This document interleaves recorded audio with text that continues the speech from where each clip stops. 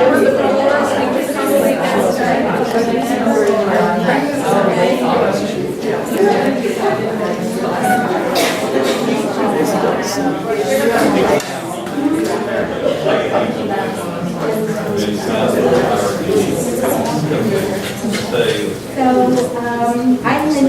the Dean of the Silver School of Social Work, and it's my distinct pleasure to welcome you to the McSilver Institute lecture this evening.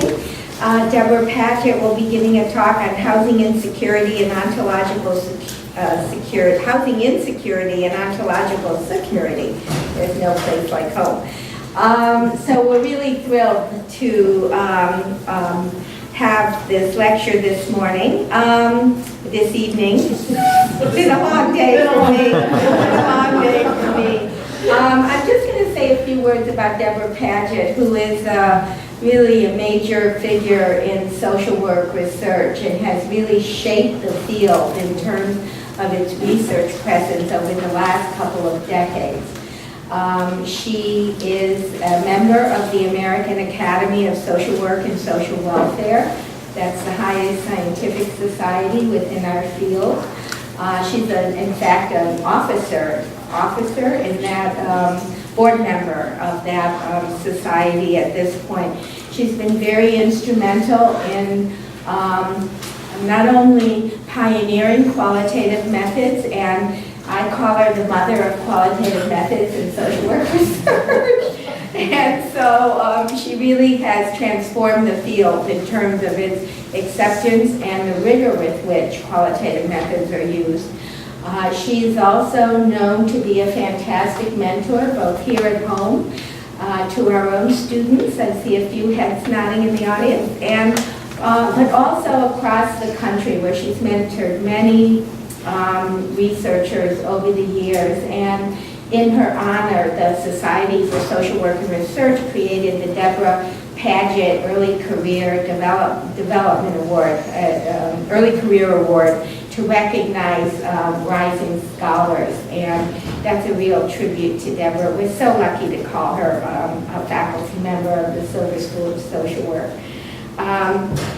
The second speaker today will be Robert Hess, and Gary Parker will be giving a more detailed introduction to Robert when it's his turn to share his remarks. He's the Chairman and Chief Executive Officer of Housing Solutions USA.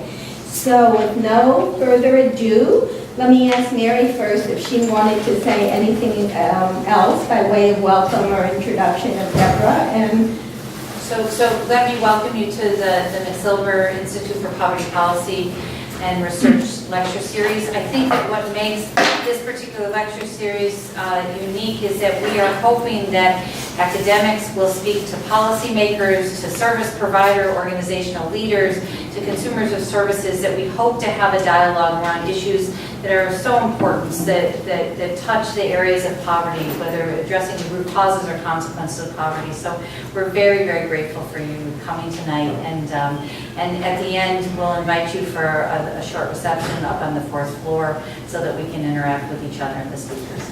And with no further ado, Dr. Deborah Padgett.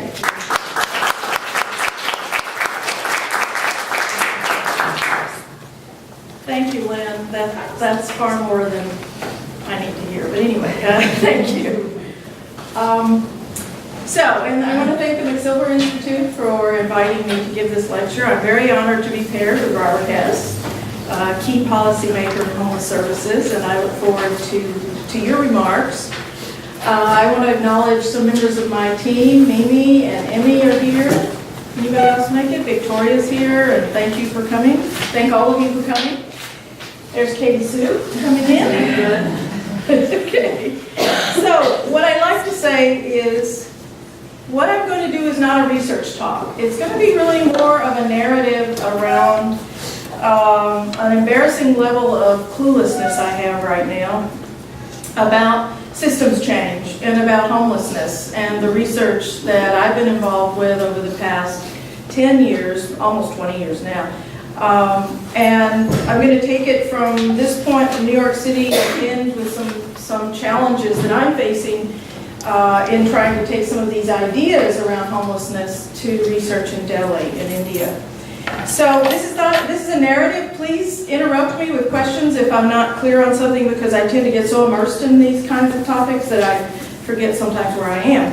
So what I'd like to do is tell a little bit of a story first about systems change, and I want to put the emphasis on values and evidence, because these are two things that I've seen woven throughout the discourse on homelessness in this country.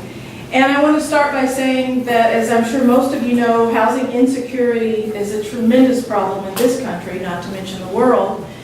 It certainly has its origins most sharply in the Reagan era with the virtual end to public housing, and what some of my academic colleagues call the rise of neoliberal governments, that is the limited government concept or idea. Many people think homelessness is due to deinstitutionalization, that is the emptying of the state hospitals, but in fact only about a third of all homeless people in this country have a serious mental disorder. So that's somewhat misleading, but nevertheless a significant proportion of the homeless do have a serious mental illness. As I'm sure you all know, Section 8 or housing choice vouchers have shrunk enormously in availability. This rent subsidy is one of the few ways that people in poverty have to afford to live in housing.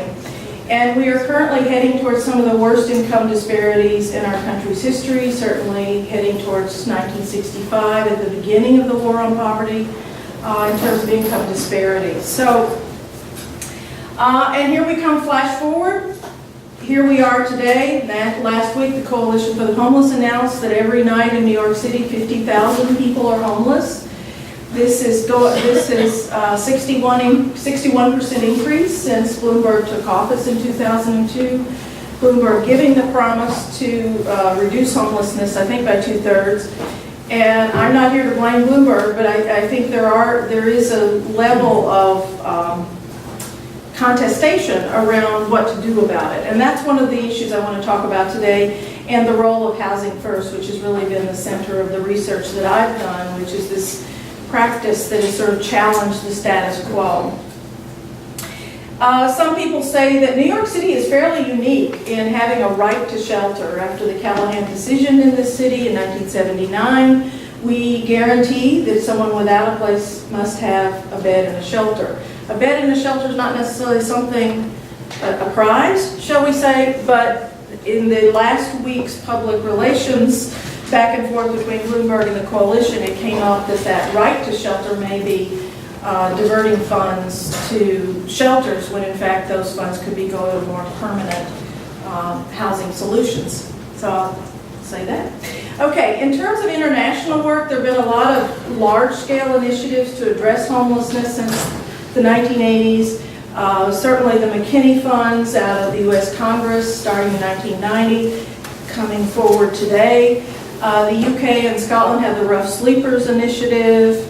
Canada is just coming to an end of a large 5-city, 110, largest social experiment in Canadian history, is taking Housing First, the program that I'm going to talk about shortly, and conducting a randomized trial in 5 cities to compare what happens when you contrast Housing First with usual care. And those two alternatives I want to talk about more today. Most recently is FIANCA. I forget what it stands for, but it's the European Community Commission on Homelessness that is in fact adopting the Housing First philosophy as of the past year in 10 cities around Western Europe. So, being allegiant to both social work and social sciences, I want to say that if you look at the history of homelessness, social construction comes to mind. And by that I'm saying the way that homelessness is framed and the way that solutions are posed. And certainly in the 1980s, if any of you remember in New York City, it was a crisis. We even used public health terminology, it's an epidemic. The implication being that we have this huge uptick in homeless people, which many of us saw when we were here in the 80s, sleeping on sidewalks and subway tunnels and so forth. But the implication is that it would go down. Then the 90s come, Giuliani, more of a law and order, so you have a bit of a pullback. And at this time in the 90s, I would like to argue that the homeless services industry came into being. That is a group of loosely federated organizations that benefited from McKinney and other sources of funding and became sort of an entity in and of themselves that made it very much a point of departure for any type of change, systems change. So in terms of social construction, the 90s was the time of the consolidation of these transitional housing programs. I can talk a little bit more about those. Then the 2000s, and I'm going to give Dennis Culhane at the University of Pennsylvania a lot of credit for this, or blame, as you may prefer. He really put the focus on a small group of what were called the chronically homeless. So the homeless problem over the decades shrunk from one of housing insecurity for millions of Americans in the 80s and so forth to a homeless crisis or epidemic as a construction. And then by the early 2000s, the research was showing that really the problem as it exists is one of the high costs incurred by the relatively small number of chronically homeless. And by high costs, I'm saying visits to the emergency room, hospital stays, jail stays, and so forth. So by the 2000s, the focus of the framing of homelessness began to zero in on the chronically homeless. And most of these people were either or both with serious mental illness and serious drug and alcohol abusers. And so moving forward, and this is where I'll put a little more emphasis, and I do want to watch the time here, Housing First, and this is the program I want to talk about, has really become more and more adopted in New York City and places, certainly in Europe and in Canada. It has been reframed more, and it is aligned with the mental health recovery paradigm, which has really taken off in mental health services. So it doesn't hurt to have a famous writer endorse what you're doing. So Malcolm Gladwell wrote this in 2006.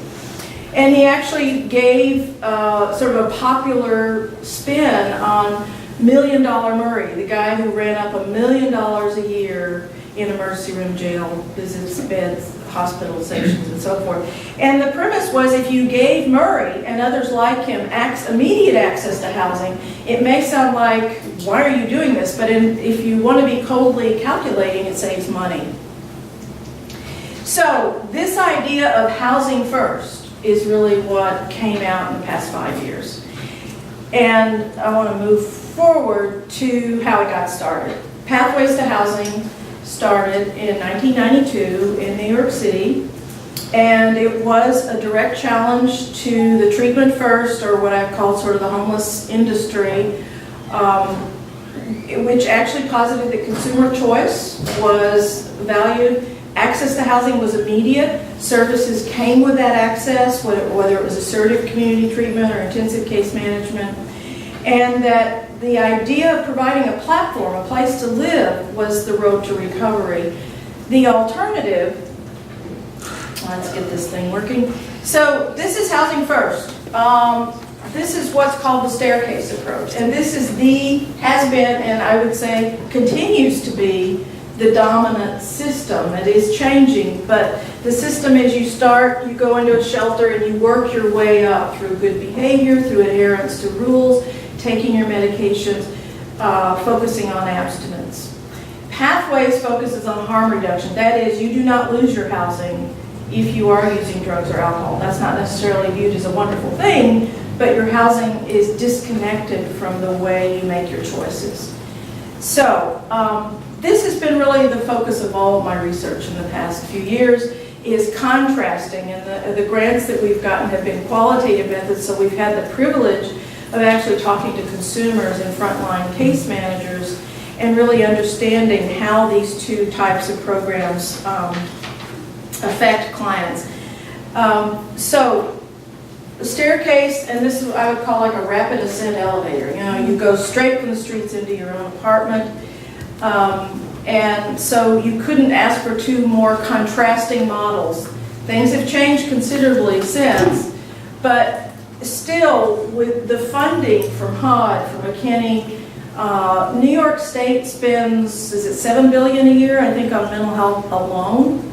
sort of larger than a lot of countries' GNP. So there have been funding streams that have sort of solidified the existence of shelters and so forth. And these large entities have a sort of a momentum and a status quo that keeps them going with funding.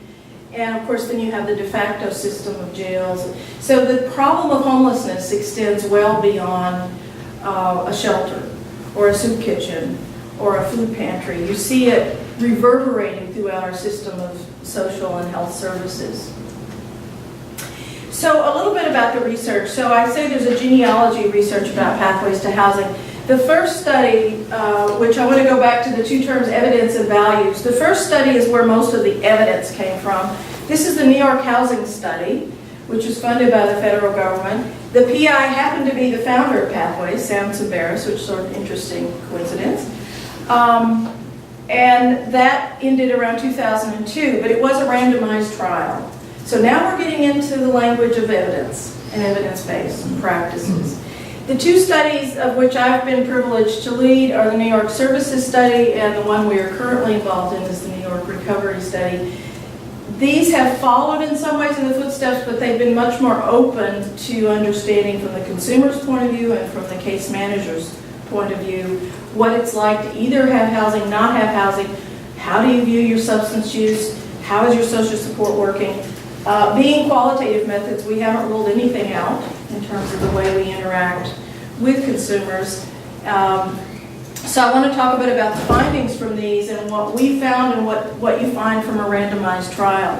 But I would like to say that overall, I think the fact that the housing study was a randomized trial, did produce positive findings, probably gave Pathways a claim to legitimacy that frankly there's nothing I could have done with my qualitative methods to do. So I'm more than happy to acknowledge the quantitative stuff every once in a while. So sure enough, even with the randomized trial, with a 4-year follow-up, they found positive outcomes in housing stability and sense of choice, symptoms, and in cost savings. This was a revelation. Cost savings. It's less expensive to put someone in their own apartment in New York City than to leave them on the street or put them in a shelter or a hospital bed. It was pretty amazing, those findings. We followed up with one of our rare instances of delving in the quantitative world and actually did a logistic regression, and we found in 1 year after housing, people in Pathways were 3 times less likely to use illicit drugs and to drink heavily compared to their counterparts in the treatment first, or the transitional, the staircase mode, where they were 3 times more likely to use drugs. And so you're comparing harm reduction and abstinence, and yet you're seeing less use. So that was pretty stunning. But I think what I'd like to argue is I think what has propelled Pathways in the Housing First model forward has been the evidence base. And the fact that you have randomized trial, and I see repeatedly in the literature this gets cited as producing evidence that can stand the test of scrutiny, can stand the critics, and in fact has been cited repeatedly, including by Malcolm Gladwell and the New Yorker. And the underlying values, so we've got evidence, but the values are what also interest me, because Pathways and Housing First value consumer choice and empowerment. These are concepts that you're hearing more now, and I will say times have changed tremendously, but the system itself, the large monolithic system of homeless services, tends to be predicated more on the expertise of the clinician, on more of a control abstinence model where one works oneself up to the level of independent housing. Does this make, okay, questions? I don't know if I'm using a lot of terminology like I tend to do. Okay, so as the evidence moved forward in concert with values of consumer choice, a lot of places were saying we want to try this out. And fairly late in the game, Sam came up with a manual from Hazelden Press to share 2010 with programs who want to try the Housing First model. And Pathways itself has programs in Philadelphia and Washington and Vermont, But many cities in the U.S. came to New York and said, we want to try this out. We have a homeless problem. It has not gone away. All of the usual measures have not really helped. So let's see if Housing First works. So this manual is intended for practitioners to help them decide how to make this work. And remember, it's based on evidence, but it's also infused with values around how to treat clients. And we've been studying this from the ground level up, talking to case managers, talking to consumers in both Housing First and non-Housing First programs to try to get an understanding of how they experience those programs. So just to reiterate, there have been many replications. Canada itself mounted this huge $100+ million experiment. The findings are coming in. As you might imagine, people are understandably concerned once the experiment's over. What happens to all these people who've got housing? I'm pleased to say several of the cities have said they will put money into sustaining the housing. Canada, what can I say? Progressive country. If anyone in here besides Casey is Canadian, I bow. And then the European community is taking a somewhat more cautious approach, but they are initiating excuse me, Pathways version of Housing First in this 10-city program in Europe. Portugal, Glasgow, Lisbon, lots of cities around Europe. So, I'm writing a book with Sam about Housing First, and I've noticed that it has its critics, no surprise there. And certainly, some of the critics come from people who have a vested interest in the shelter system. I've seen this in terms of how people react sometimes, particularly people from the substance abuse world who are uncomfortable with harm reduction, particularly harm reduction for people with schizophrenia, etc. So there have been those objections. But what's fascinating me is as Pathways Housing First spread to Canada and other places, and Malcolm Gladwell wrote about it and so forth, is how people have reacted and how they filtered the Pathways message through their own value system, and then how they've embraced the evidence or not embraced the evidence. And at the risk of really simplifying, I want to say that the right, sort of people on the right of the political spectrum, say, why on earth can you say housing is a right? I mean, you're implying a hugely non-neoliberal government. You're implying government gets involved in housing. So, you can imagine a conservative person would be very object to that. People that are concerned about substance use and feel very strongly that the abstinence way are very uncomfortable with the harm reduction model. On the other hand, it was in the Bush administration that Pathways Housing First got its first big federal push, under Philip Mangano, who was head of the White House Interagency Council. So you've got this liberal Republican from Massachusetts going around, very charismatic speaker, talking about the good side of Housing First and pitching it in many ways as a cost-effective way, which is winning over a lot of city commissions and mayors and so forth. So it was interesting that the right had sort of conflicted views of it. Then I talk about my academic colleagues, because these articles have come up recently, and now I know what neoliberal means, by the way. I didn't even know until I started looking into this. So my colleagues on the left, of which I consider myself one, but apparently I'm not fully card-carrying yet, are very taken with the idea of choice and empowerment. I mean, Housing First sounds like a left-of-center dream come true, but the critics have said, well, we're not comfortable with the way that both the Bush administration are in Toronto. They weren't happy that the Toronto city government said, we're just going to do this. So the counter-argument from the left is Pathways is part of, what does Kim Hopper call it? Abeyance mechanism. Pathways is part of a sort of a, not a conspiracy, but an effort to get people off the streets. And it's a conservative agenda. So they feel like Pathways has been harnessed to that agenda to get people off the streets, to separate people in their individual apartments, and to suppress collective action on behalf of the homeless. So it's interesting debates that go on. So I just want to spend a few minutes talking about our research and 3 things that I think have come out of our studies that did not come out of the housing study. It might have, but it didn't. The first thing is cumulative life adversity. We went in saying, NIMH is going to fund this because we are going to focus on serious mental illness, just as Housing First has, to ensure its legitimacy and its claim to public funds.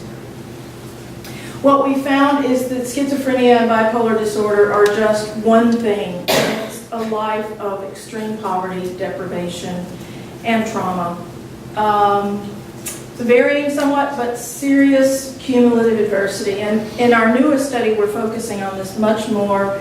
And I just cite one, but I'm sure you're familiar. The literature now almost every day comes out with stories about the biochemical stress reaction and how trauma in childhood has adverse consequences in adulthood, in health as well as mental health. So we've come to this point where the focus on mental illness and substance abuse needs to be brought into the life course. The second thing is my other favorite phrase is ontological security, and we found that the act of coming in out of the elements and having a roof over your head has meaning to people that most of us have not had the privilege or the adversity to have to come to appreciate. And then finally, we have come to realize using qualitative methods that, and looking at the quantitative literature, it's very hard to measure some of this stuff. How do you measure hope? How do you measure how people feel about their family, how that changes, how they feel when they get high or when they stop getting high? So this is the term. It comes from Anthony Giddens, a sociologist in the UK, and I came across it and I saw that and I thought, that's interesting. So ontological security was invoked in the public health literature as what makes you feel good when you own your own home. Every study I could find was around home ownership. And I'm like, home ownership? I live in New York. Who owns a home? Am I never going to have ontological security? Probably not. I have no hope. So then I started thinking, wait, we're listening to all these stories from people, life stories, we're talking to them. What if this can map onto the experiences of people who've been homeless? So Dupuy and Thorns took this concept of ontological security and applied it to home ownership, and I thought, well, what would it mean if you're talking about people coming from the streets to their own apartment? So there are 4 markers of ontological security, and light bulbs went off when I saw this. A home is a place of constancy. All right, think of the alternative. You're on the streets. It's a place in which day-to-day routines are performed. You're on the streets. This doesn't happen. Home is where people feel in control of their lives because they feel free from surveillance. This one really struck home, because to be in most of these shelters and most of these transitional programs, you are under surveillance. People come in, they have the key, there's hidden cameras, there's all sorts of ways that one, and then of course if one's on the sidewalk, one is always within range of the camera. So home is a place where you can be away from that. And for women, this was particularly important. We heard it in ways that we probably should have expected, which is to be able to close the door, is to be able to not have to worry about sexual assault. And then the final is home as a secure base where identities are constructed. And this is where mental health recovery came in, because I was thinking, if one has, it's sort of Abraham Maslow, you know, the pyramid, where if you have the basic needs fulfilled, you can self-actualize. So it's a sense that home is necessary, but not sufficient, because there's so many other things to people reclaiming their lives. So without going to too many examples, this is a quote from one of the interviews that represents, I think, ontological security. My name was on the lease, I had my keys, there are a lot of reasons why I fell in love with it. It was home. They use words like fall in love about their apartment. I mean, they use words of passion and almost romance. Their keys are a huge object in their lives. I can wake up, smoke a cigarette, nobody's yelling at me. I can take bubble baths. Is he the one? Yes, he says he likes bubble baths. You can't do that. So then, recently we've started giving folks cameras, saying, why not let them depict their lives for us? And so we're using photo elicitation. And sure enough, one of the consumers came back and he said, this is the most positive thing I can take a picture of. Now, most of us consider our keys something to stash away and not lose. For them, those keys mean something far more. So this is ontological security sort of exemplified and actualized.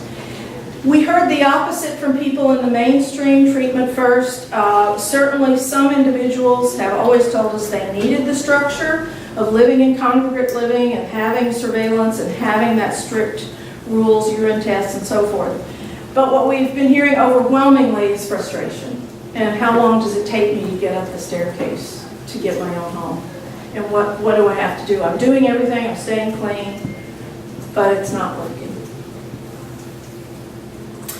So I want to just take the last few minutes to say that I think what has happened with Pathways and the rise of Pathways since 2007 represents a convergence of both values up front, rather than saying that research is devoid of values. Pathways says we do value consumer choice and empowerment. This isn't science in that sense of excluding any values, but the evidence is there as well. And the evidence is largely quantitative, but I hope that our work on ontological security and on talking to people is shedding light both on the cumulative adversity and the expense that's taken and the toll it's taken in their lives, as well as looking at mental health recovery and how to move forward. I think the way the problem's been framed, homelessness over the decades, we're in an era now where housing first mental health recovery is much more discussed openly. We're seeing programs that 5 years ago wouldn't talk about this are now speaking about this, but it's still by no means part of our culture or our system of services yet. And I say that a right to housing is not part of our value system, and I'm not sure that will change. It certainly is values in other nations, but in this country, the discourse, particularly in the last year or so, has gotten so divided that we're seeing people saying things from the right that are actually taking us back to, decades and decades. So if anyone's going to posit a right to housing, I think they're going to have a difficult argument. The way that Pathways has made it work is mental health. It is for people with serious mental illness.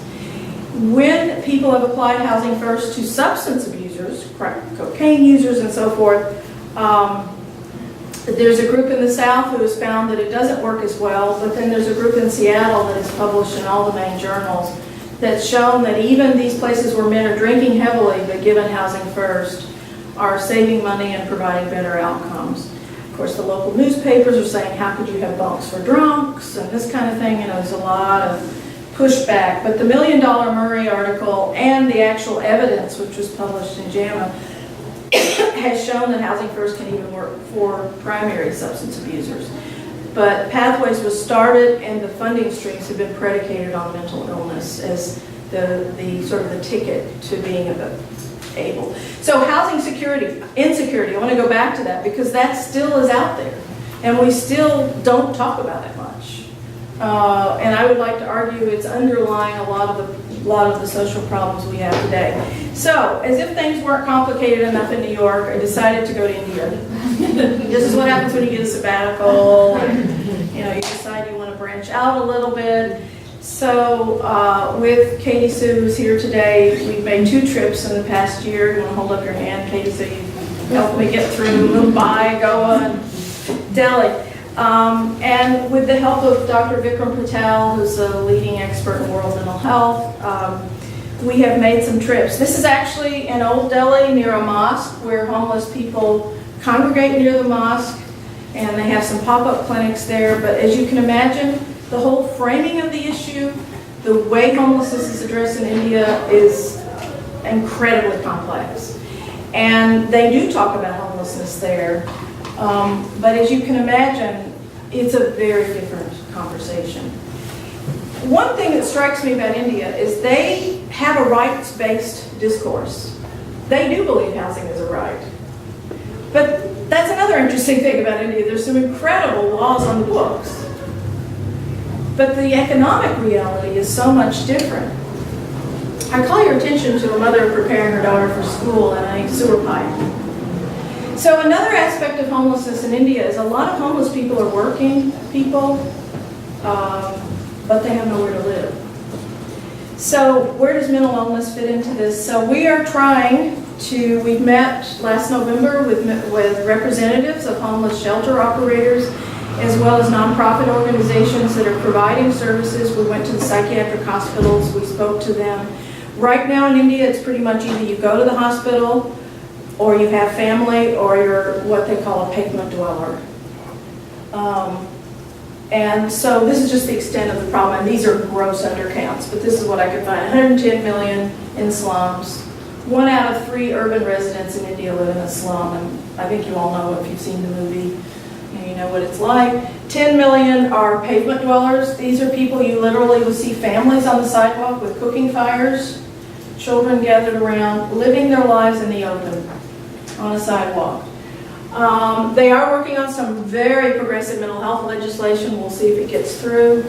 And as I said, surprisingly, most of the shelters are not housing homeless people in our definition. They're housing working, mostly men. Now, most of you probably heard about the gang rape in Delhi and that horrific incident last December. And one of the people we met, Rupa Mitra Chaudhary, will be coming to speak at our schools conference in June, and she runs a shelter for women. And she also has government ties. So we are hoping to work with her to go to India and particularly look at risks for women and the fact that women in India have a terrifically difficult time, and if they have mental illness, it is very difficult. And speaking of social construction and framing, some of the women, I'm sure this is not going to be that surprising, are being put in hospitals because they're acting more independent of their husbands. So there have been domestic violence cases where they're they're hospitalized. So we are going to be working with Madam Sri Rupa Chaudhary hopefully in Delhi next year. And I just want to end by saying that how do we grapple with some of these terms, with values and evidence? We confirmed with Dr. Patel, there's almost no research in India on homelessness. There are attempts at estimates, but it's not a topic of great interest, and I think it's partly because it's so difficult to get to grasp. This is Madam Sri Rupa with the women in the shelter. You'll notice 2 police there, 24/7. They've been attacked several times by neighbors who snuck in the night and threatened to kill the women.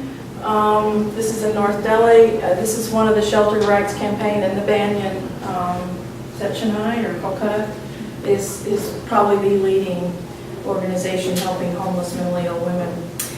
So I just wanted to tell you the story. I'm really grappling with how to think this through, so I really look forward to your comments, and I particularly look forward to Robert Hess's comments to my story. So thank you.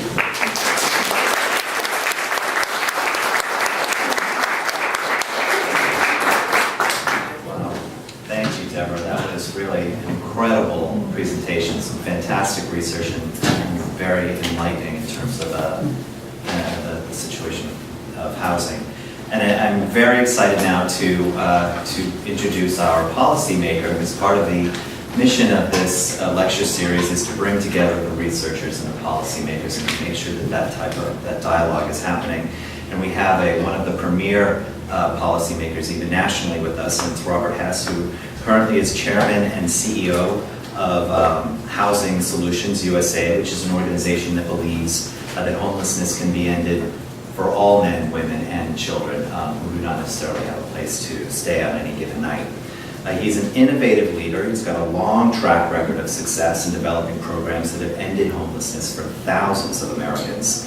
He served as commissioner for the Department of Homeless Services in New York, where he reduced the number of individuals living on New York streets by 47%. And it sounds like after the recent report they could use your leadership at City Hall. Prior to his role as commissioner, he served as the homeless czar in Philadelphia. I love that title. Right? Mary, what do you think? Deputy czar. Okay, so, We'll try that. all right, we'll try. There, he was able to reduce the number of individuals living on the streets by more than 60%. He has a proven track record. He's going to discuss some of the policies that he's been able to implement that have resulted in this success. He also served as president and CEO of the Maryland Center for Veterans Education and Training, and he is a veteran of the U.S. Army. So please give a warm welcome and salute.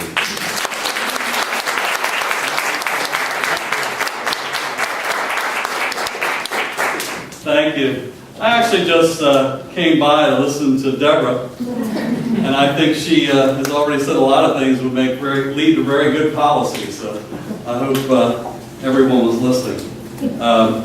Just so I'm not later associated with a Republican senator that had a little trouble during a presentation recently, I think I'll pour a little water before I start.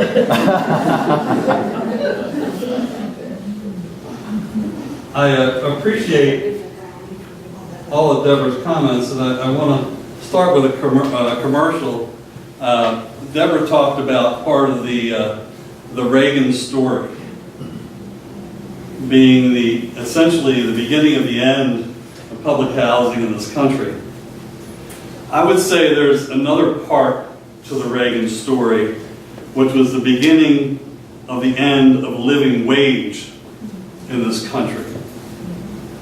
I'll let the researchers do the research and I'll stick to the policy, but I'm pretty sure that the day Ronald Reagan took office, if you worked at a minimum wage job in any city in America, including New York, and you worked 40 hours a week, you could afford, and let me say this slowly, you could afford to pay for a 2-bedroom apartment for your family.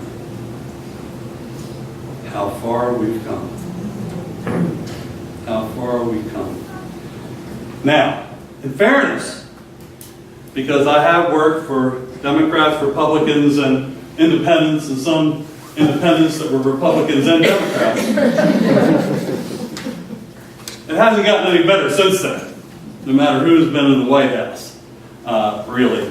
But I do think that downward slope began with Ronald Reagan, so it's worth thinking about. I'll skip over some of the things that I would have talked about because Deborah already did a much better job than I will do. But what I'd like to spend a few minutes talking about is something I've been thinking a lot about lately, which is what is kind of the current state of homelessness in New York City, and what are the kinds of things that the next mayor can do to perhaps do a better job than has been done up until now. And so, with that, let me just say a couple things. First, to kind of put the current situation out there, we do live in a city that has a right to shelter. I happen to think that's a good thing. And don't let anybody tell you that because we live in a city with a right to shelter, we can't do anything but house people in shelters. That's nonsense. That's nonsense. In this city, the Department of Homeless Services alone will spend $1 billion this year on the issue of homelessness. And they can spend that money pretty much any way they want to, within certain parameters, as long as they meet their legal obligations. And their legal obligation in the only city in America with a right to shelter, which was established through Callahan Consent Decree and Boston versus the City of New York, was McCain for years, but settled with Boston, means that the mayor is legally obligated to house anyone who's truly homeless each and every day. It doesn't say how they do it. I mean, at one point there were 69 court orders, there was 30 years of litigation that spelled out everything, including the type of baby formula you had to have available at the intake center. But that's not true any longer. There is a lot more flexibility than there ever was. But despite all that, tonight we will have 50,000 men, women, and children in shelter in this city. And I think we can do better than that.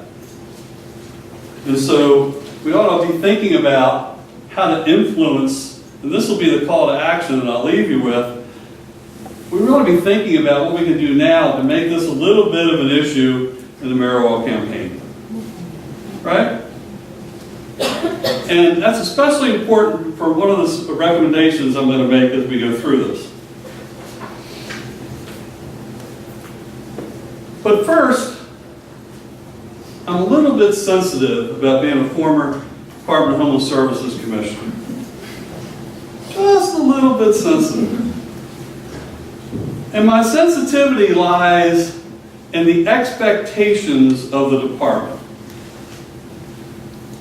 You see, there are those in the city that believe that it's the Department of Homeless Services' job to greatly reduce homelessness in this city. How many of you believe that? It's okay, you can tell me.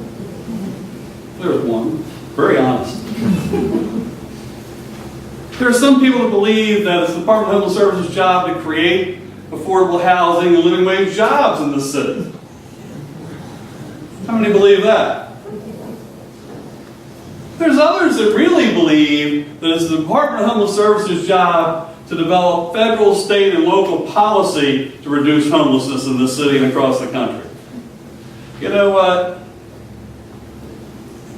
In fairness, the Department of Homeless Services' job is to house everyone that comes in to the intake centers in this city tonight, tomorrow, and every night of the year. That's the job. And that's the extent of the job. The reality is, if the next mayor is going to make a difference on this issue, then the next mayor has to understand and believe that you can't turn to one city agency and say, end homelessness, and that will magically happen. It is not possible in the city of New York. It is not possible in Birmingham, Alabama. It is not possible in Los Angeles or Sacramento, California. It is not possible in any city in America. It just isn't. And for 12 years, we will have had the same belief in this city that one city department should be able to get that job done. It creates an atmosphere of failure. Department of Homeless Services, I believe, should be viewed as a homeless emergency room. What happens in hospital emergency rooms? You go if you're sick or you're injured, you get stabilized, they stop the bleeding, they figure out what's going on, they put you in the hospital or send you to a primary care physician or to a specialist, right? That's the role of the Department of Homeless Services when some individual or family becomes homeless. Help them get stabilized, get them immediate housing, help them exit the shelter system as quickly as possible. One of the tragedies of our current policy is, if you come into the homeless system tonight, you're probably going to be with us for in excess of a year. That means thousands of children are going to have one or more birthdays in a shelter. Should never happen. Should never happen. Hospital emergency room, Department of Homeless Services. I think that's the first message. As we think about what a new administration could do, I just kind of ran through the city's organizational chart of city agencies. And the best I can tell, you need at least 23 city agencies engaged in an effort to prevent or reduce homelessness in the city to really make a difference. And you need the political will and leadership to force those agencies to work together toward a preference and a priority of reducing or preventing homelessness. And if we could get that done, we would make real progress. And I would say probably that group, call it an interagency council like they have in the White House, or call it something else, needs a deputy mayor who's held accountable for driving change through those city agencies to make it work. Is DHS part of that? Absolutely. Are they the only agency? Absolutely not. There's the housing agencies, but there's also other agencies. Consumer Affairs has a lot of programs on financial empowerment. HRA, you know, they kick people off of public assistance routinely. Well, if you're not on public assistance, you lose access to benefits even in the shelter system. There's all kinds of agencies, some of which are obvious, some are not, that need to be brought to bear if you really want not forget the housing resources we have in the city. The new administration needs to think seriously about. Public housing. Well, what do we have in the city of New York? We have the largest public housing agency in the country. Tonight, NIMH will house over 500,000 New Yorkers. How's NIMH doing? Not so great in a lot of ways. But they have real resources on the other hand. And they have real challenges, despite what you may think about or read about the management of NIMH. So for example, if you look at the Housing Authority, they're anywhere between $100 and $200 million short a year in their budget. That's the reality that started in the Reagan years, right, and has continued ever since. Somehow you got to fill that gap if good managers are going to make a difference. Because of that largely, and some management issues, there's a huge repair backlog at NIMH. Big problem for the 500,000 people who live there. Got to be fixed. They have serious security issues. And this one's important, especially for the issue of homelessness. NIMH has had policies in place for many years that have led to underutilization of large units. There are literally thousands of units of public housing that have 1 or 2 people living in 3-bedroom apartments. Typically, seniors had families at one point, other people moved out, they're still in 3-bedroom units. Real opportunity there. And then there's some of the controversial things you see. February 6th Daily News had a front cover, and they talked about John Rhea's plan to begin to develop NIMH parking lots and other property other than buildings. Why? To either sell or lease that property to raise money to fill that gap. It's worth thinking about. I mean, somehow, I don't think we're going to get the extra $100 to $200 million from the federal government or the state. The city has put it in from year to year, but it's a real problem. So you got to begin to think of other revenue sources. And they have some very valuable land. So it's worth thinking about how to do that. I also think that you can take some of that land, build some state-of-the-art senior housing, and then create a priority for the people living in those underutilized units to move into that brand new senior housing and free up thousands of units for families. I think you could do something like that. But at the end of the day, in a portfolio that big, I don't think it would be unreasonable for public housing to provide 1,000 units a year for a homeless preference. They have a legal right to do that. I would say they have an obligation to do it, and if the mayor told them they were going to do it, I'm pretty sure they would do it. So it would help. Section 8 through NIMH, another great resource. Except that our Section 8 program was mismanaged in a way that it was oversubscribed, which led to it being shut down for 3 or 4 years. That's the bad news. The good news is there's still 100,000, thereabouts, Section 8 certificates funded each year. Even with conservative turnover of, say, 6 to 8% a year, we ought to be able to get somewhere around 7,000 vouchers a year coming back into the system.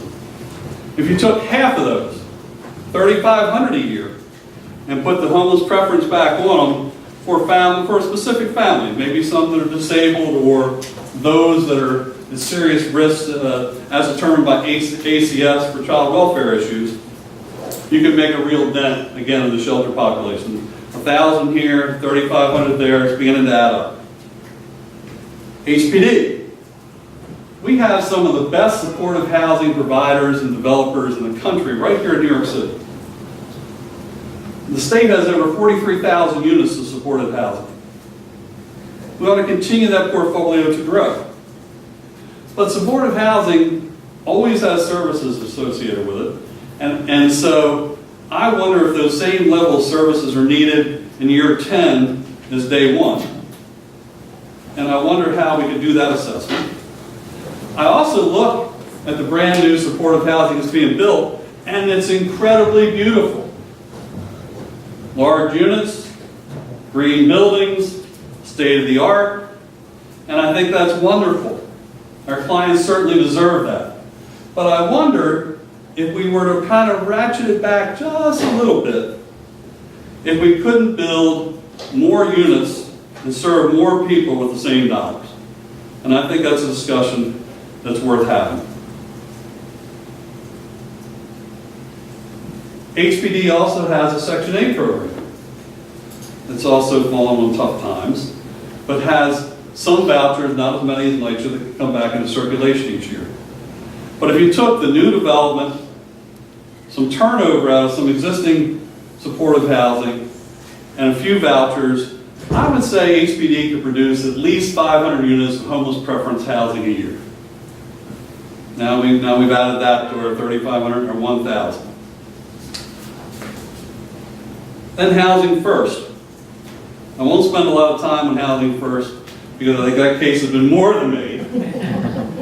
And my good friend Sam would be proud of what was said in this room earlier, and rightfully so. The numbers are staggering in terms of the cost effectiveness, whether you agree with housing people that may continue to be high or drinking or whatever or not. I happen to think it's a good idea, and I'll tell you why in a minute. But Sam says on his website, he's got a really cool graph for his website, it's worth going to and taking a look at. $57 a day for Housing First, $73 a day for shelters, probably closer to $100. Jail, $164 a day. Emergency rooms, $519 a day. Psychiatric hospitals, $1,185 a day. How much do you want to spend? How much do you want to spend?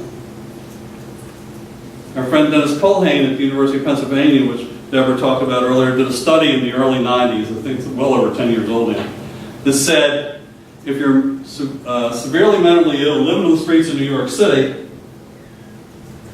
the cost of the city and public services is over $30,000 a year to let somebody live on the streets.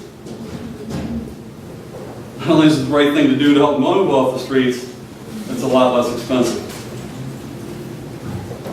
And let me talk about that for just a second, because I think there's other forms of Housing First that should develop in addition to the wonderful model Sam has created. So, Housing First for people in the streets of New York City. When I arrived in New York City, we had some experience working with helping people move off the streets of Philadelphia. And probably the number one thing I learned from that process is if you put aside all you think you know, and you actually go out and sit down and talk to people living on the streets, you can learn a lot. The first thing people in the streets will typically tell you is, I don't want to talk to you. I don't want to talk to you because you're not going to help me. You're not really going to listen to me. And if I do tell you something, you're not going to do it anyway, so why should I waste my time? But once you get over that, people in the streets will tell you generally very similar things. They'll tell you that they're on the streets not because they want to live on the streets tonight. Shocking, right? They really don't want to live on the streets tonight. They're living on the streets tonight because they believe it's their best option tonight.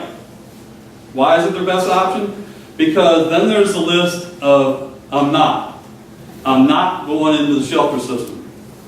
It's too big. Years ago it was unsafe. I don't believe it's unsafe anymore, but that was their experience, so that's the way it is. Too big, unsafe, too many rules, too much structure, too much of this, too much of that, I'm not doing it. So I'll stay on the streets tonight. Well, what would you do? Well, what I would do, you can't help me with. But what I would do is I would go into a place that I can come and go as I please. I can go in high or drunk if I want to. And I can engage or not engage anything else I want. If I want a meal, I can get a meal. If I don't want a meal, I don't have to do it. No rules, no structure, just let me come and go. So we took that and modified it just a little bit. But we created safe havens, what we call safe havens, in New York City. We developed 500 safe haven beds. Concurrent with doing that, we had outreach workers figure out who was on the streets, how long they had been there, and what was going on. And unlike an awful lot of government programs, we didn't take the easiest to serve first. We said, the person that's been on the street the longest gets offered the first bed. And then we'll go from there, down the line. A lot of people said, nobody's coming in. What are you doing? You're going to open 500 beds. The cost is going to be millions of dollars.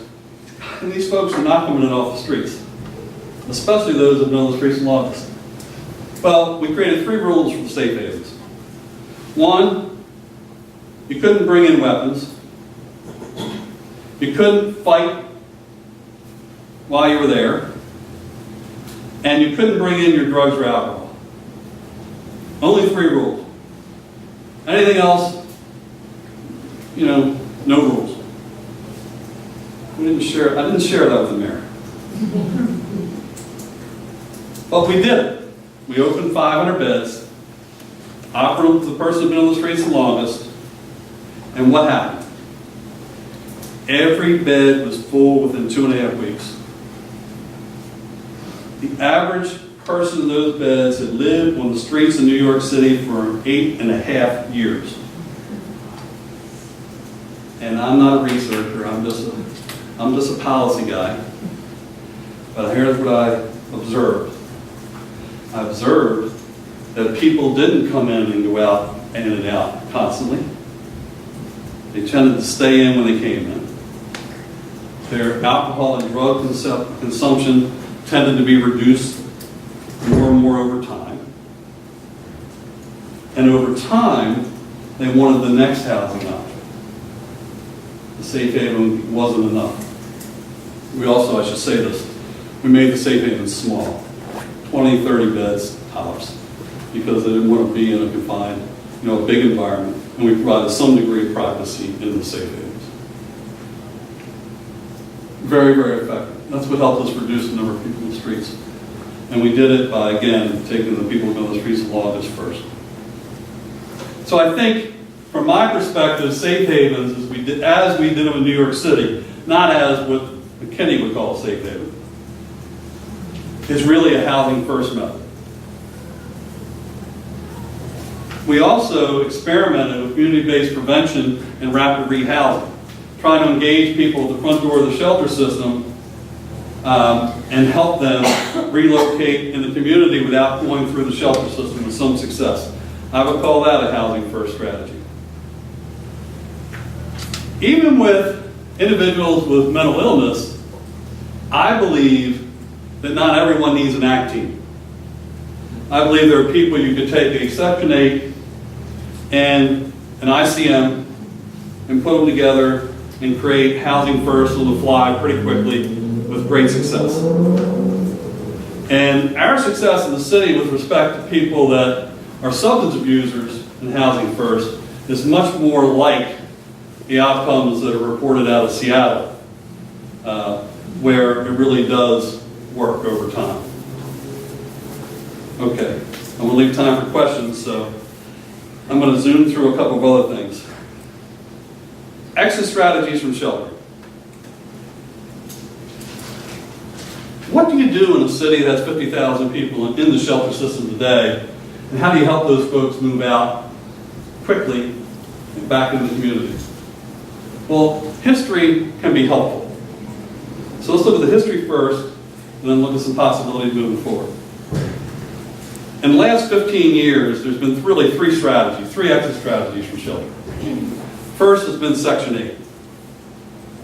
And that's the one that many people kind of say is kind of what you have to have. I do think it's part of the equation. I don't think everybody needs a Section 8. I don't think everybody needs a permanent subsidy for the rest of their life. Some people do, and they should get it.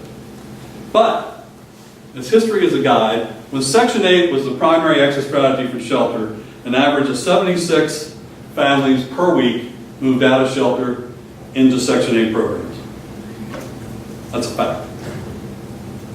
Then there was Housing Stability Plus. Not a big fan of Housing Stability Plus for a variety of reasons, but when it was a primary exit strategy to shelter, 86 families a week moved out of shelter in the community. And then there's Advantage. Now, I'm a little biased on Advantage because my team and I created Advantage. But, again, the facts are the facts. When Advantage was the primary exit strategy to shelter, we moved 150 families a week out of the shelter system back into the community. One family every 16 minutes of the business day, as I used to like to say. And there were weeks we got over 200. 150 was on average. What can we do moving forward? Well, no administration is going to dust off Advantage because they all want their own thing. But I think there's some things in Advantage that are worth looking at and developing in an Advantage-like program. And I think you need that. And if we were to reenact something like that, I think you could expect 150 families a week to move out of shelter. If you took the Section 8s from NIMH that I suggested earlier, 3,500 a year, you get 67 families a week. Public housing, 20 families a week. HPD, 10 families a week. Now, rather than, as previous administrations have done, move 76 or 86 families a week out of shelter for Advantage, you're now at a point where you could move upwards of 250 families a week out of shelter. But it takes the cooperation, again, of many different agencies working together to make that happen. If we did that, 250 families a week moves roughly 40,000 individuals out of shelter into subsidized housing a year. And remember that throughout our history, the majority of families move out of shelter on their own without a subsidy anyway. So now you're in a really good place, I think, to bring down the number of people living in shelter. Now that said, there are those bean counters especially that would tell you that you can't do that. Because every subsidy you offer at the back door to shelter brings more people in the front door of the shelter system. I would say two things to that. First, people that draw that conclusion haven't looked at the data, because the data doesn't support that conclusion. If you look at the rigmarole and the eligibility process that families go through over a 10-day process at PATH, nobody would ever go through that process and say it was something they just did because they didn't have anything else to do on a Sunday afternoon. It's tough. And of all the people that show up to the intake center path, 1/3 ultimately are approved and found eligible for shelter. 1/3 are found ineligible, and 1/3 are so sick of the process that they walk away during the 10-day eligibility period. That's the data. There's actually an economist in Columbia who, sadly, being old, I'm going to forget his name, short-term memory loss, maybe Deborah will remind me, who has studied the data at the intake center and assured me on a regular basis while I was commissioner that it was rigorous enough that the bean counters were just plain wrong. And I believe him. I still believe him. And so I think there is a lot that can be done. But in order for this city, or any city, to move beyond the status quo, there has to be an understanding by the new mayor that DHS alone is not the answer.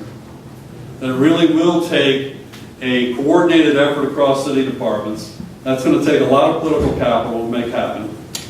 And they have to be willing to do that. If they are willing to do that, there's great resources in the city that are well positioned to make a very large difference. And I think we can make a very large difference. And again, I hope that each and every one of you will do something, whether it's write a letter or an email to a candidate, or attend a forum and ask a question, or do something to bring this issue up in the mayoral forums or debates in the coming weeks and months. Thank you. I think we have time for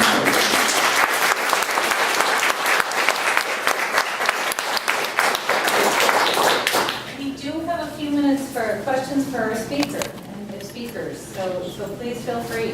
Thank you so much, Liliana. I just have a question for you. By the way, you made a wonderful professor because you're such a great speaker. But can you tell me very briefly what's Advantage? I'm not familiar with. Oh, I'm sorry. I should have explained it. Advantage is the rental subsidy that we created at DHS. That was a 2-year subsidy. Actually, there was a whole different set of variety of Advantage. But the primary Advantage product was a 2-year subsidy for anyone in shelter where one of the primary caregivers went to work. If you worked at least 20 hours a week, an on-the-books job, at least a minimum wage job, you got 2 years of rental subsidy. And then during that time, the idea was that you would grow your income, grow your hours, and instead of paying rent, there was a savings component, where if you saved a certain amount, DHS would match it at the end of the 2-year period. But in addition to that, at the end of 2 years, if you still couldn't make it, we put all of our Section 8 assets in the community at home base, and you could go to home base before you hit the 2 years. And if they agreed you weren't going to make it on your own afterwards to be able to pay the rent, you could flip to a Section 8 subsidy in place in that apartment. And so it was a local subsidy, the biggest local subsidy that's ever been offered in this country, actually. Yes, ma'am. I did an internship with the Partnership for the Homeless, and I would say that unless minimum wage increases and unless people have a better time finding jobs, that without a rental subsidy, that it's not really realistic for most low-income New York families to pay New York rents. And I would also say that the shelter system, based on my experience, still is, I think, very dangerous. Like, we had a client who was disabled, and he was getting picked on and beaten up because he was losing his sight. And we had families who would rather stay on the street than stay in the shelter, even though they had young children. So. Well, that's distressing to hear. One of the things that we did well with DHS is we increased the size of our police force. DHS actually has a police force of over 500 officers now, including 2 task forces that can go to problem areas if there is an issue in the shelter. If there's an issue in the shelter like that, I hope that you're using 311 to call DHS, the operations desk, and filing a complaint. And the police should go out and follow up, not just NYPD, but DHS's own police. Because they can position themselves in any shelter they need to. But that just shouldn't happen. Because even I witnessed it firsthand. A shelter that was actually like an apartment building, but there was a lot of gang violence and drug use in the apartment because there was a mix of residents and of. Now you're a different subject. So. And that's an important subject. Now you're talking about what used to be called scattered site housing, and is now called cluster housing. And it's a problem. It's a real problem. What happens is DHS would prefer to open standalone shelters for just that reason. Everybody in that building is a shelter resident generally. There might be a few permanent tenants. But DHS pays for the security of the building, pays for access control, pays for social services on site and all the rest. It is hard to open enough standalone facilities fast enough in this city to meet the demand when the demand is growing. And so DHS falls back on opening what they call scatter site or cluster units. And what that means is they take a building down the block or a building in the Bronx that may be 90% regular tenants. And they have a nonprofit lease 10 rooms. And they put shelter families in those rooms to meet their legal obligation. Problematic for a number of reasons. Once a shelter family gets in that apartment, it's a decent apartment, a decent place, why would they want to leave? They're not paying rent. And they're already in a permanent unit.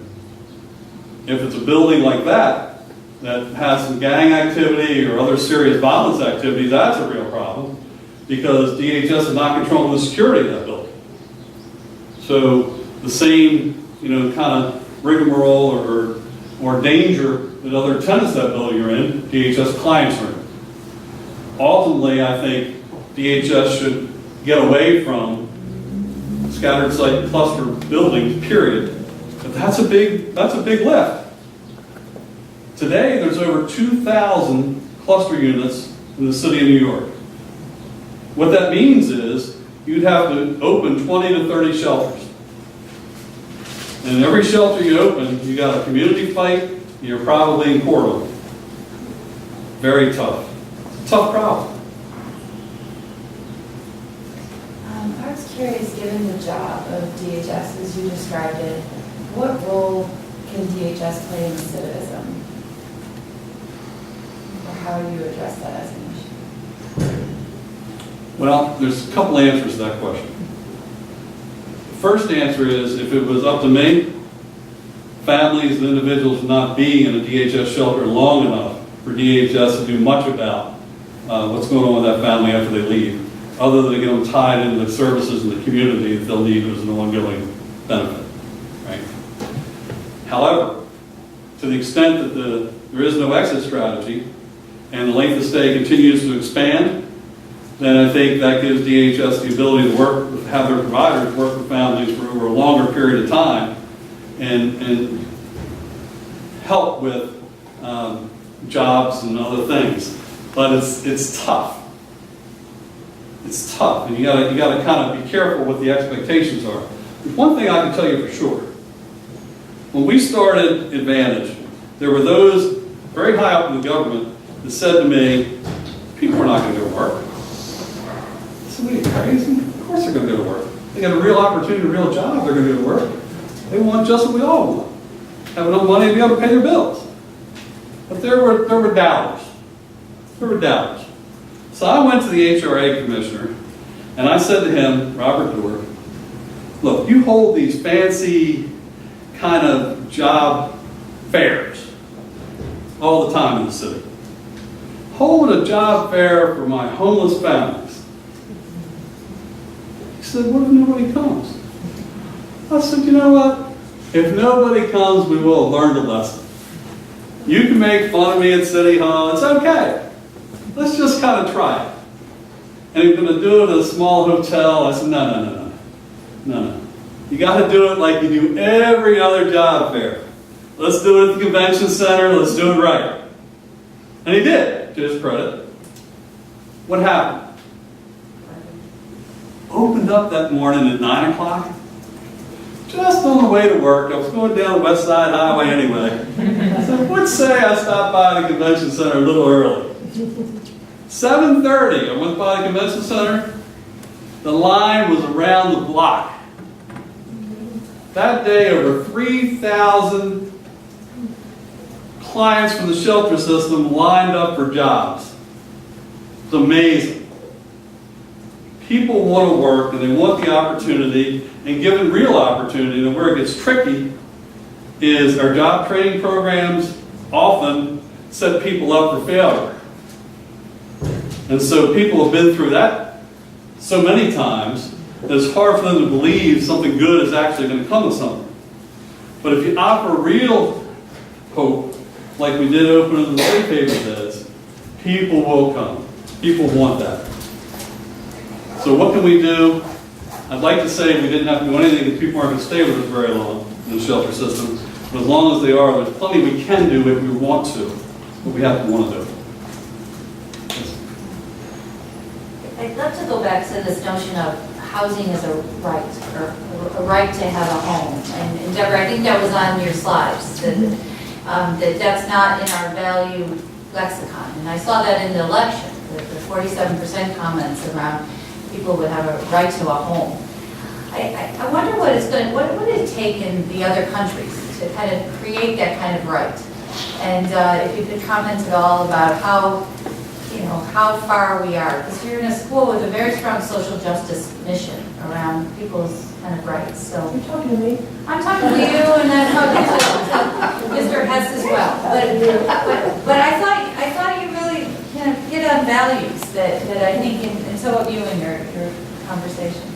Well, you're right. I mean, New York City is the only city in the country that offers a right to shelter, which is not exactly the same as a right to housing. That's right. But one point I was making is that India's been pretty good about putting these things into laws and in bills, but the rights-based discussion, as we go over there, we're thinking, how do we frame the issues to get attention? And I think disability rights is where we're going to go, rather than housing rights, because we just got to find ways to make it meaningful.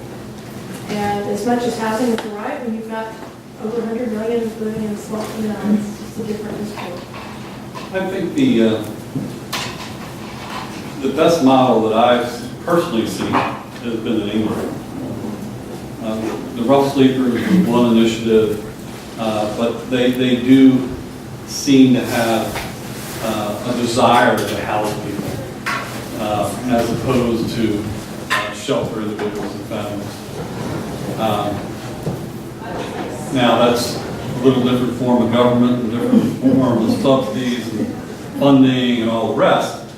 But they, to me, at least the places I'm familiar with, they've been more serious about housing folks than we are here for sure.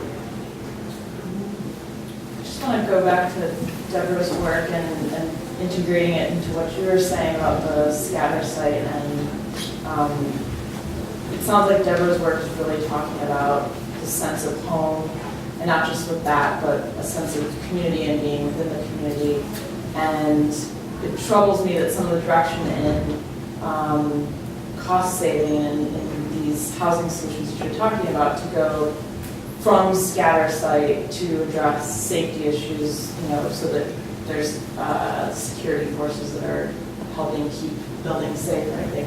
From that to back to the safe havens or the more congregate settings where you're able to have all the services in one place, and where people have a real right to being within the community and having, it's stigmatizing somewhat to be in institutional settings or in settings that you're all lumped in together, and while it can, be a safer place or a more controlled place where people are provided services on one site, it worries me that we go back that direction rather than to make things easier rather than fighting to get towards what Deborah was talking about in her work. Yeah, it's an interesting point. I mean, the question is, do you want people in shelters? And if so, what does shelter look like? I don't want people in shelters. But I do think to the extent that the city operates shelters, they should be operated in a decent, respectful, clean, safe way that are supportive. And I don't think that all of the scattered site or clustered units that are currently out there meet that definition, and therefore I would prefer not to use them. That said, I think the ultimate goal for everyone should be to be in their own home. And people, to the extent, given whatever rent they can pay or subsidy they have, they should pick where they want to live. And if somebody picks living in the building that was described earlier, that's their choice. I may not agree with that choice, but that's their choice. So I respect that choice. The difference is, if DHS puts somebody in an apartment in that building and it's really not safe, that I don't agree with. I think Because the individual hasn't made the choice.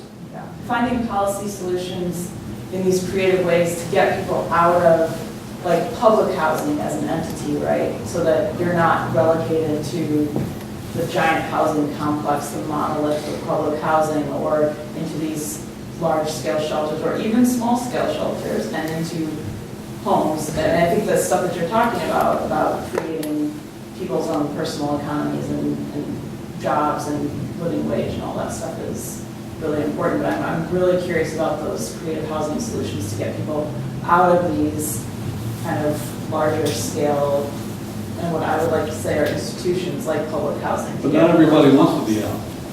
So again, I think we need a full menu, a full variety, and then you have to respect people's choice. It may not be your choice to live in a public housing unit, but it may be somebody else's choice. And if that's the choice that they make, I can respect that. And my guess is you can too. So with that, I think that I get to call a temporary timeout. We're having a reception upstairs on the 4th floor, and so I hope that our speakers will stay, will continue to interact with each other and ask questions. So I want to thank both of our speakers. Thank you.